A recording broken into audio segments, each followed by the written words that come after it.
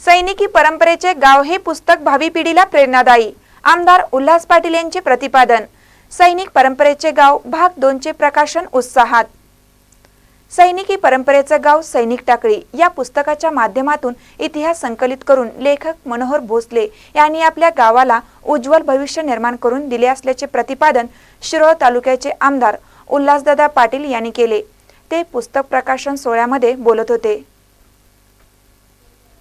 सैनिक टाकळी गावचे सुपुत्र व इयत्ता 5वीच्या पाठ्यपुस्तक मधील कठीण समय येता या पाठाचे लेखक मनोहर भोसले यांनी लिहिलेल्या सैनिकी परंपरेचे गाव सैनिक टाकळी या पुस्तकाच्या दुसऱ्या भागाचे प्रकाशन नुकतेच पार पडले।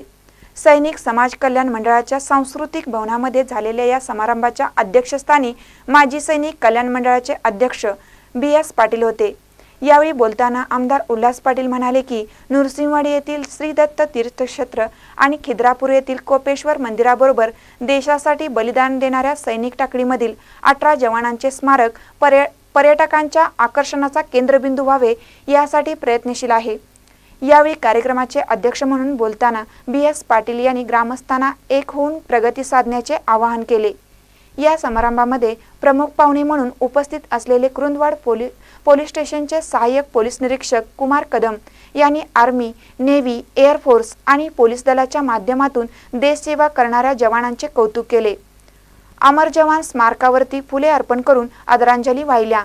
नंतर दीप प्रज्वलन व श्री छत्रपती शिवरायांच्या प्रतिमेचे पूजन करण्यात आले। अनेक मान्यवरांनी आपली मनोगते व्यक्त केली। यावेळी श्री गुरुदत्त शुगर्सचे एक्झिक्युटिव्ह डायरेक्टर राहुल घाडगे, जिल्हा निधी नियोजक समितीचे सदस्य व सैनिक टाकळी ग्रामपंचायतीचे उपसरपंच रणजित सिंह पाटील, जयसिंगपूर येथील कविता सागर प्रकाशनचे डॉक्टर सुनील पाटील तसेच ज्येष्ठ साहित्यिक प्राध्यापक प्रवीण कुमार वैद्य, टाकळी गावच्या पोलीस पाटील सौ सुनीता पाटील यांच्यासह सैनिक टाकळीमधील आजी माजी सैनिक ग्रामस्थ मोठ्या संख्येने उपस्थित होते। या कार्यक्रमाचे सूत्रसंचालन गोसरवाड हायस्कूलचे शिक्षक संजय पाटील यांनी केले। मानकारी न्यूजसाठी सैनिक टाकळीहून संजीव गायकवाड।